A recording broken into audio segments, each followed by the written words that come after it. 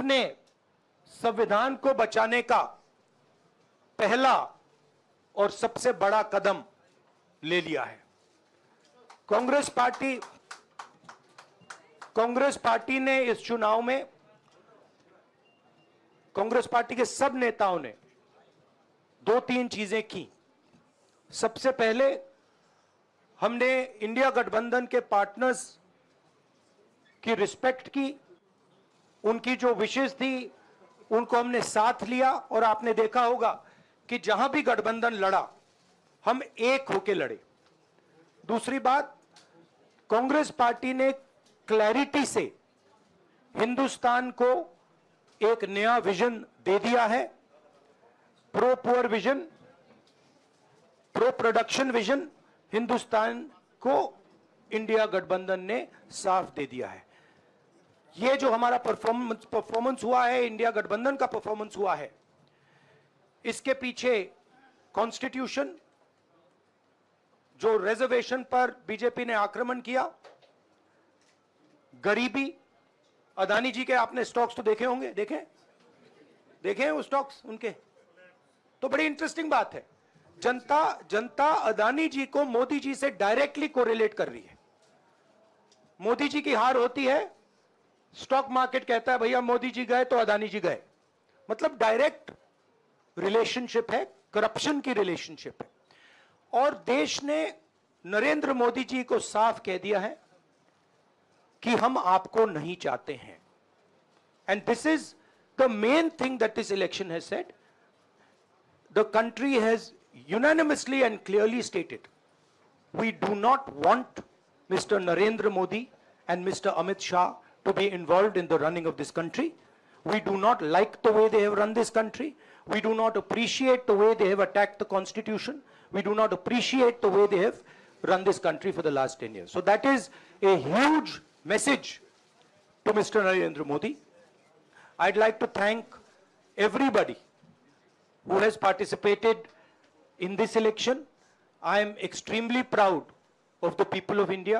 I'm extremely proud of the people who have resisted this onslaught on the constitution. और अंत में मैं आपको कह दूं कि इसको बचाने का काम हिंदुस्तान के सबसे गरीब लोगों ने किया है। सबसे गरीब लोगों ने किया है, मजदूरों ने किया है, किसानों ने किया है, दलितों ने किया है, आदिवासियों ने किया है, पिछड़ों ने किया है। इन लोगों ने इस कॉन्स्टिट्यूशन को बचाया है। इस कॉन्स्टिट्यूशन, ये कॉन्स्टिट्यूशन देश की आवाज है। बहुत सारे लोग ने इसको नहीं बचाया, चुप रह गए थे, मगर हिंदुस्तान के सबसे गरीब लोग, सबसे कमजोर लोग खड़े हो गए और उन्होंने इस कॉन्स्टिट्यूशन को बचाया। मैं उनका धन्यवाद करना चाहता हूं, उनसे कहना चाहता हूं कि कांग्रेस पार्टी आपके साथ खड़ी है। जो हमने आपको वायदे किए थे, हम वो वायदे आपके लिए पूरे करेंगे। जाति जनगणना, महालक्ष्मी, ये हमारे वायदे हैं। धन्यवाद। शुक्रिया राहुल जी। अभी 3-4 सवाल सिर्फ। So finally is very confident ಅನ್ನಿಸ್ತಾ ಇದೆ, ಗೌರ್ಮೆಂಟ್ ಮಾಡೇ ಬಿಡ್ತೀವಿ, ನಾವು ಕೊಟ್ಟಂಥ ಭರವಸೆಗಳನ್ನು ಈಡೇರಿಸ್ತೀವಿ ಅನ್ನುವಂಥ ಮಾತನ್ನು ರಾಹುಲ್ ಗಾಂಧಿ ಅವರು ಹೇಳ್ತಾ ಇದ್ದಾರೆ. ಅವ್ರು ನೇರವಾಗಿ ಹೇಳ್ತಾ ಇರೋದು ಎಲ್ಲ ವೋಟ್ ಹಾಕಿರೋದು ಸಂವಿಧಾನವನ್ನು ರಕ್ಷಣೆ ಮಾಡೋಕ್ಕೆ ವೋಟ್ ಹಾಕಿದ್ದಾರೆ ಅಂತೇಳಿ. ಇನ್ ಬಿಟ್ವೀನ್ ನೀವು ಕೊಟ್ಟಂಥ ಮಹಾಲಕ್ಷ್ಮಿ ಯೋಜನೆಯಲ್ಲಿ ಅದೇ ಹೆಚ್ಚಿನ ರೀತಿಯಾದಂಥ ಬೆನಿಫಿಟ್ ಇದ್ದಂಗಿದೆ. 1 ಲಕ್ಷ ರೂಪಾಯಿ ಅಂದರೆ ಯಾರು ಬಿಡ್ತಾರೆ? 1 ಲಕ್ಷ ರೂಪಾಯಿ ಅಂದರೆ ಯಾರು ಬಿಡ್ತಾರೆ? ಸಂವಿಧಾನದ ವಿಚಾರದಲ್ಲಿ ಅಷ್ಟೊಂದು ವೋಟ್ ಹಾಕ್ತಾರೆ ಅಂತ ನನಗೇನು ಅನ್ಕೊಂಡಿಲ್ಲ. ನಾನು 1 ಲಕ್ಷ ರೂಪಾಯಿ ವಿಚಾರದಲ್ಲಿ ನಿಮ್ಗೆ 2,000 ರೂಪಾಯಿ ಇಲ್ಲಿ ಹೆಂಗಾಗಿದೆಯೋ ಹಾಗೆ ಆದಂಗೆ ಕಾಣಿಸ್ತಾ ಇದೆ. ಏನು ರವಿಕುಮಾರ್ ಸರ್? ಸರ್, ಈಗ ಮಾನ್ಯ ರಾಹುಲ್ ಗಾಂಧಿ ಅವರು ಮಾತಾಡೋದನ್ನು ನಾನು ಕೇಳಿಸ್ಕೊಂಡೆ. ಸಾರಿ, ಇಂಟರ್ವ್ಯೂನ ಆಗ್ತಿದ್ದೀನಿ, ಸಾರಿ. ಎಸ್, BJP ಅವರೇ ಶೇಕ್ ಆಗಿ ಹೋಗಿದ್ರಿ ಗ್ಯಾರಂಟಿ ವಿಚಾರದಲ್ಲಿ. ಇನ್ನು ಜನ ಆಗದೆ ಇರ್ತಾರ? ನೀವೇ ಆಗ್ಬಿಟ್ಟು ಮೋದಿ ಗ್ಯಾರಂಟಿ ಅಂತ ನಾನು ಅದಕ್ಕೆ ಹೇಳ್ತಾ ಇದ್ದೇನೆ, ಇವರು ಸರ್ಕಾರದ ಹಣವನ್ನು ಸರ್ಕಾರದ ಖಜಾನೆಯನ್ನು ತಮ್ಮ ಮ್ಯಾನಿಫೆಸ್ಟೋಗಳ ಮೂಲಕ ನಿಮ್ಮ ಮಹಿಳೆಯರಿಗೆ 1 ಲಕ್ಷ ರೂಪಾಯಿ ಹಾಕ್ತೀನಿ, ಢಕ್ ಅಂತ ಏನು ಹೇಳಿದರು, ಅದು ಸ್ವಲ್ಪ ಎಫೆಕ್ಟ್ ಆಗಿದೆ. ಎರಡನೇದು, ಕರ್ನಾಟಕ ರಾಜ್ಯದಲ್ಲಿ ಮಂತ್ರಿಗಳ ಮಕ್ಕಳಿಗೆ ಸೀಟ್ ಕೊಟ್ಟಿದ್ದಾರೆ, ಗ್ಯಾರಂಟಿ ಮೂಲಕ ಹಣ ಹಾಕಿದ್ದಾರೆ.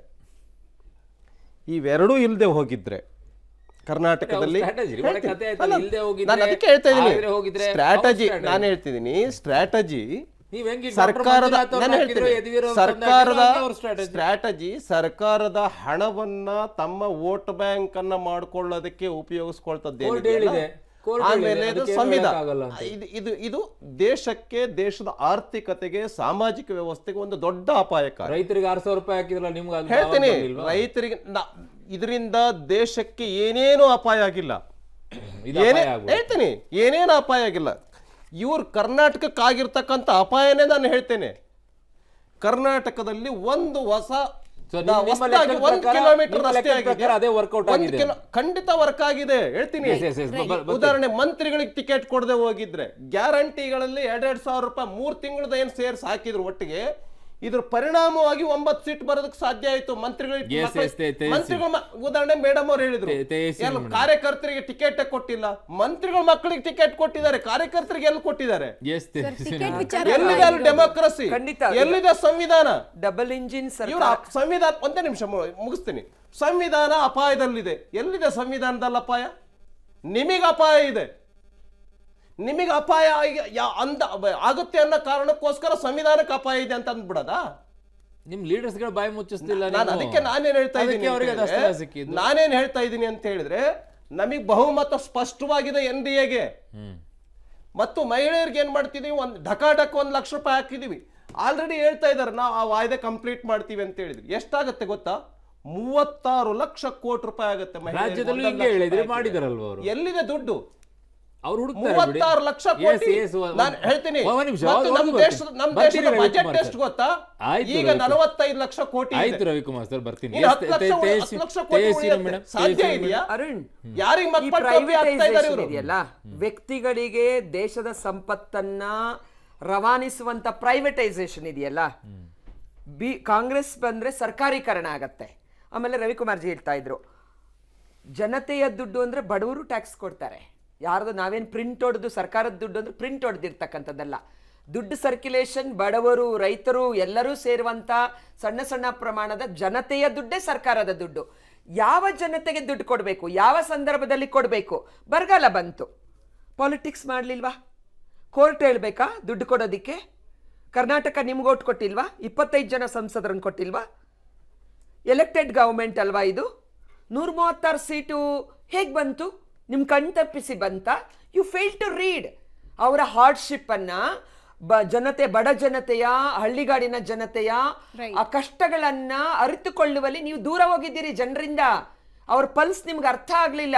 ಗ್ಯಾರಂಟಿಯನ್ನ, ಆ ದುಡ್ಡು ಅವರಿಗೆ ಜೀವನಕ್ಕೆ ಎಷ್ಟು ಅನಿವಾರ್ಯ ಆಗಿತ್ತು, ಇವತ್ತು ಹಣದುಬ್ಬರ ಆಗಿದೆ, ಜಾಬ್ಸ್ ಆಪರ್ಚುನಿಟೀಸ್ ಇಲ್ಲ, ನಗರ ಮತ್ತು ವಲಸೆ ಇದೆ. ನೀವು ಇಲ್ಲಿದ್ದಾಗ ಹೇಳಿಲ್ವಾ ಅವರಿಗೆ?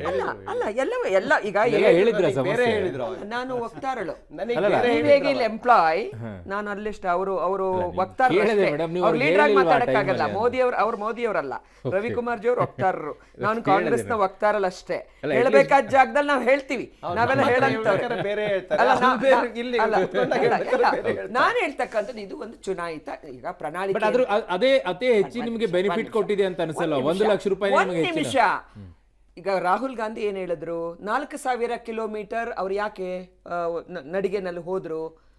ಪ್ರತಿದಿನ ಅರ್ಥ ಮಾಡ್ಕೊ. ಈಗ 10 ವರ್ಷದಿಂದ ಮೋದಿ ಅವರು ಅಧಿಕಾರದಲ್ಲಿದ್ದಾರೆ. 20 ವರ್ಷದ ಮಗು ಓಟ್ ಹಾಕೋನ್ಗೆ 10 ವರ್ಷದ ಮಗು ಅವ್ನು ಬೇರೇನು ನೋಡೇ ಇಲ್ಲ. ಮೋದಿ ಅವ್ರದ್ದು ಒಂದೇ ಕೇಳಿದ್ದಾನೆ. ಇವತ್ತು ಹೊಸ ವೋಟಿಂಗ್ ಬಗ್ಗೆ ನಾನು ಹೇಳ್ತಾ ಇದ್ದೀನಿ. ಅವ್ನಿಗೆ ಕಾಂಗ್ರೆಸ್ ಪುರಾಣ ಅವೆಲ್ಲ ಗೊತ್ತೇ ಇರೋದಿಲ್ಲ ಅಂತೇಳಿ. ಹಾಗಾಗಿ ಇವತ್ತು ಜನತೆಯ ಈ ಒಂದು ಸಾಮಾಜಿಕ ನ್ಯಾಯ, ಕಲ್ಯಾಣ ಕಾರ್ಯಕ್ರಮಗಳು, ಬಡವರದ್ದು ಹಿಂದೆನೇ ಇತ್ತು. ಎಲ್ಲಾ ಸರ್ಕಾರಗಳು ಅವ್ರದೇ ಆದ ರೀತಿ. ನಾನು ಹೇಳೋದು ಅದು ಕ್ಲಿಕ್ ಯಾವಾಗ ಆಗುತ್ತೆ? ಆಡ್ ಮಾಡ್ಬಿಡ್ತೀನಿ. ಒಂದು ನಿಮಿಷ ನಿಮಗೆ ಅವಕಾಶ ಕೊಡ್ತೀನಿ. ಅವ್ರು ಏನ್ ಹೇಳ್ತಿದ್ದಾರೆ ಅಂದ್ರೆ 1 ಲಕ್ಷ ಕೊಡ್ತೀವಿ ಅಂತ ಅವ್ರು ಹೇಳ್ಕೊಂಡು ಬರ್ತಾ ಇದಾರಲ್ಲ. ಹಿಮಾಚಲ್ ಪ್ರದೇಶದಲ್ಲಿ 1,000 ರೂಪಾಯಿ ಕೊಡಕ್ಕಾಗದೆ ಒದ್ದಾಡ್ತಾ ಇದ್ದಾರೆ. 3-4 ತಿಂಗಳಿಂದ ಕೊಟ್ಟಿಲ್ಲ. ತೆಲಂಗಾಣದಲ್ಲಂತೂ ಅದೇ ಪರಿಸ್ಥಿತಿಗೆ ತಲುಪ್ತಾ ಇದ್ದಾರೆ. ಆ ಕಾರಣಕ್ಕೋಸ್ಕರ ನಮ್ಗೆ ಜಾಸ್ತಿ ನಂಬರ್ಸ್ ಅಲ್ಲಿ ಬರ್ತಾ ಇದೆ. ಪಾಯಿಂಟ್ ತಗೊಳ್ಳಿ. ಆಲ್ರೆಡಿ 187 ಕೋಟಿ ರೂಪಾಯಿ ಟ್ರೈಬಲ್ ಡಿಪಾರ್ಟ್ಮೆಂಟ್, ST ಖಾತೆಯಿಂದ ಯಾವುದು ವಾಲ್ಮೀಕಿ ಒಂದು ನಿಮಿಷ. ವಾಲ್ಮೀಕಿ ಇಲ್ಲ, ಇಲ್ಲ, ನಿಗಮದಿಂದ ಇಲ್ಲ, ತಗೊಂಡು ಇಲ್ಲ, ಇಲ್ಲ, divert ಮಾಡ್ಬೇಡಿ. ನಿಮ್ಗೆ ಅವಕಾಶ. divert ಮಾಡಿದ್ರೆ ನಮ್ಮ ವಿಚಾರಧಾರೆ ಈಗ ಡಿಬೇಟ್ ಡಿಸ್ಕಷನ್ ನಾನು ಹೇಳ್ತಿರೋದು ಒಂದ್ ನಿಮಿಷಪ್ಪ. ಈಗ ತಗೊಳ್ತೀನಿ ಸರ್. ನಾವು ಒಂದು ಪೊಲಿಟಿಕಲ್ ಪಾರ್ಟಿಯಾಗಿ ಏನ್ ಬೇಕಾದ್ರೂ 1 ಲಕ್ಷ ರೂಪಾಯಿ ಡಿಸ್ಕಷನ್ ಅಲ್ವಾ ಆದ್ರೆ ಶಂಕರ್ ಜನತೆ ಅದನ್ನೇ ಇಸ್ಕೊಳ್ತಾ ಗ್ರಹಿಸಿ ನಂಬಿ ವೋಟ್ ಕೊಡೋದಿದೆಯಲ್ಲ, ಒಂದು ಪೊಲಿಟಿಕಲ್ ಪಾರ್ಟಿ ಕೊಟ್ಟ ಆಶ್ವಾಸನೆಯನ್ನ ಅವರ ರಿಯಾಲಿಟಿ, ಅವರ ಜೀವನದ ಕಷ್ಟಗಳಿದ್ದಾಗಲೇ ಸ್ಪಂದನೆ ಯಾವಾಗ ಆಗುತ್ತೆ, ನಮಗೆ ವೋಟ್ ಯಾವಾಗ ಕೊಡ್ತಾರೋ ಅದನ್ನ ಅದನ್ನ ನಂಬಿ ಹಿಮಾಚಲ್ ಪ್ರದೇಶದಲ್ಲಿ ವಿಶ್ವಾಸ ಕೊಟ್ಟಿಲ್ಲ. ಬರೋದಿದೆಯಲ್ಲ, ವಿಶ್ವಾಸ ಮೇಡಮ್ ಒಂದ್ ಸೆಕೆಂಡ್ ಈಗ ಓವರ್ ಆಲ್ ಒಂದೊಂದು ರಾಜ್ಯ ಒಂದೊಂದು ಈಗ ಪರಿಸ್ಥಿತಿ. ರಾಹುಲ್ ಗಾಂಧಿ ಅವರು ಹೇಳಿದ್ರಲ್ಲ ಸಂವಿಧಾನವನ್ನ ಬದಲಾವಣೆ ಮಾಡುವಂತ ವಿಚಾರವನ್ನ ನೋಡ್ಕೊಂಡೇ ಇಷ್ಟೆಲ್ಲ ಓಟ್ ಹಾಕಿದ್ರೆ ಅಂತ, ಅದನ್ನ ನೋಡಿದ್ರ 1 ಲಕ್ಷ ರೂಪಾಯಿ ನೋಡಿದ್ರ? ಅಲ್ಲ, ಸಂವಿಧಾನ ಈಗ ರಿಸರ್ವೇಶನ್ ಬಗ್ಗೆ ಮಾತನಾಡ್ತೀರಿ ಅಂದ್ರೆ ಸಂವಿಧಾನನೇ. ನಾನು ಹೇಳ್ತೀನಿ ಅಗ್ನಿವೀರ್ ಬಗ್ಗೆ. ನೀವು ಹರಿಯಾಣದಲ್ಲಿ ಹೋಗಿ ನಿನ್ನೆ, ಈಗ ನಮ್ಗೆ ಅನೇಕ ಜನ ಮಕ್ಕಳು ಆರ್ಮಿಯಲ್ಲಿ ಟಚ್ ಅಲ್ಲಿ ಇದ್ದಾರೆ, ನಮಗ್ ಗೊತ್ತಾಗಲ್ಲ ನಾವು ಅಗ್ನಿವೀರ್ ಅಂತಂದ್ರೆ ಆ ಮಕ್ಕಳು ಹೇಳ್ತಾರೆ ಅವರಿಗೆ ಆ ಒಂದು ಅಸ್ಥಿರತೆ. I agree with that. ಅದನ್ನ ಆರಂಭದಲ್ಲಿ ಕೂಡ ಹೇಳಿದ್ದೀನಿ, ಅಗ್ನಿವೀರಲ್ಲಿ effect ಕೊಡುತ್ತೆ ಅಂತ. ಈಗ ನಾನು ಹೇಳೋದು ಸಂವಿಧಾನ, But 1 ಲಕ್ಷ ರೂಪಾಯಿ ನಿಮಗೆ ಜಾಸ್ತಿ ಕೈ ಹಿಡ್ದಂಗಿದೆ. ರಿಸರ್ವೇಶನ್ ಖಾತ್ರಿ ಭದ್ರತೆ ಸಂವಿಧಾನದಿಂದ yes, ಬರುತ್ತೆ, ಗಂಗಾಧರ್ ಸಂವಿಧಾನಕ್ಕೆ ಕೈ ಹಾಕ್ತಾರೆ ಅನ್ನೋದನ್ನ ಜನ ನಂಬಿದ್ದಾರೆ. Okay. ಆದ್ರೆ ಅದಾಗಿದೆ ಅಂತ ರಾಹುಲ್ ಹೇಳ್ತಿದ್ದಾರೆ, Right, ಅದು point ಸತ್ಯ ಇದೆ. ಗಂಗಾಧರ್ ಮೂರ್ತಿ ಅವರು ರಾಹುಲ್ ಗಾಂಧಿ ಅವರ ಸ್ಟೇಟ್ಮೆಂಟ್ ನೋಡಿದ್ರೆ ನಾಳೆ ಬೆಳಗ್ಗೆನೆ ಪ್ರೈಮ್ ಮಿನಿಸ್ಟರ್ ಆಗಿ ಕೂತ್ಕೊಳ್ಳುವಂತ ಆಸೆನ ಇಟ್ಕೊಂಡಿದ್ದಾರೆ. ಇಲ್ಲಿ ವ್ಯತ್ಯಾಸ ಯಾಕೆ ನೋಡಿದ್ರೆ- ಆಗ್ಬಾರ್ದು? ಒಂದೇ ನಿಮಿಷ ಕೇಳಿ. 241 ಇರ್ತಕ್ಕಂಥ ಇಂಡಿವಿಜುವಲ್ BJP ಇನ್ ಶಾರ್ಟೇಜ್ ಇರೋದು 25-30. ಅವ್ರು ಪ್ರೈಮ್ ಮಿನಿಸ್ಟರ್ ಆಗ್ತಾರೆ ಅಂದ್ರೆ ಯೋಚನೆ ಮಾಡ್ತಿದ್ದಾರೆ. ರಾಹುಲ್ ಗಾಂಧಿ 99, 99 272 ಎಲ್ಲಿ 232 ಅಲ್ಲ 230. ಒಂದು ನಿಮಿಷ, ಇನ್ನು ಪ್ರೈಮ್ ಮಿನಿಸ್ಟರ್ ಕ್ಯಾಂಡಿಡೇಟ್ಗಳು ಬಹಳ ಇದಾರಲ್ಲ. ಅವ್ರು ಹೇಳಿದ್ರ ಪ್ರೈಮ್ ಮಿನಿಸ್ಟರ್ ಅವ್ರು ಹೇಳಿದ ತಕ್ಷಣ ಏನಾಗ್ತದೆ ಗೊತ್ತಾ? ರಾಹುಲ್ ಗಾಂಧಿ ನಾನೇ ಪ್ರೈಮ್ ಮಿನಿಸ್ಟರ್, ನಾನು 99 ಗೆದ್ದಿದ್ದೀನಿ, ಎಲ್ಲರಿಗಿಂತ ಹೈಯೆಸ್ಟ್ ಅಂದ್ರೆ ಮಮತಾ ಬ್ಯಾನರ್ಜಿ ಕಿತ್ಕೊಂಡು ಆಚೆ ಹೋಯ್ತಾರೆ.